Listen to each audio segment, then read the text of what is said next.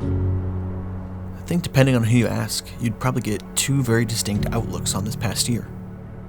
For many, the year just flew by. Whoosh. Just like that. That feeling, the fleeting sense of time, probably comes from hope. A desire to reach that next year and leave 2020 in the past. A hope for a vaccine just on the horizon, a cure to social unrest, and a desire for people to simply just care about other people. On the other side, there's probably just as many people experiencing this year at a snail's pace. Stuck inside, worried for their health and safety, spending time with loved ones, trying to craft their way through the rest of the year, equally hoping just to inch their way through it. But regardless of how you feel, 2020 will never cease to exist. It will eventually be our past. A memory, maybe fleeting, maybe good or bad, but a memory we'll always have nonetheless.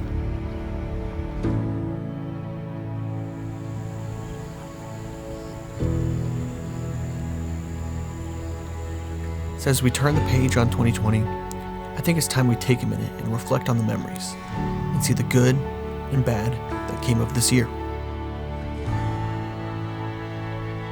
We started off this year much like any other, trudging through the snow and sleet from production to production. We helped launch an amazing podcast powered by two equally amazing women. We got a different kind of experience under our belts and shot an emotional music video with a fantastic rapper from Omaha. We had fun, worked hard, and grew, just like any other year. And then, of course, things took a change. We had to adapt with the ever-changing pandemic and change nearly everything.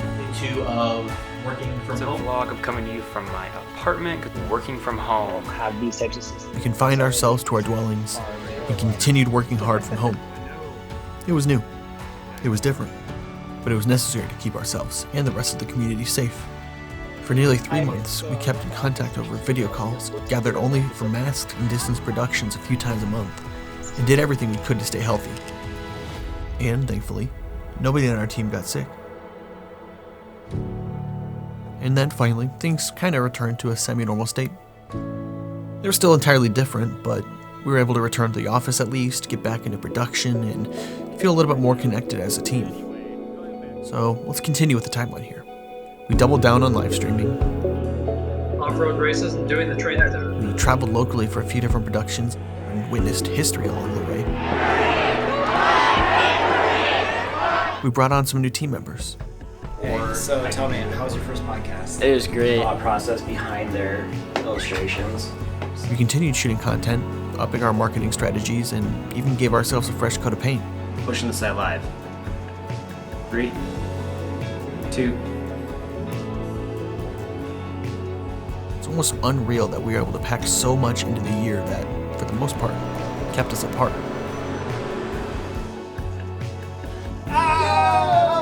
We tried our best to make the most of this year, and in many ways, I think we did just that. And while this year might always have an asterisk next to it when it comes to the annals of history,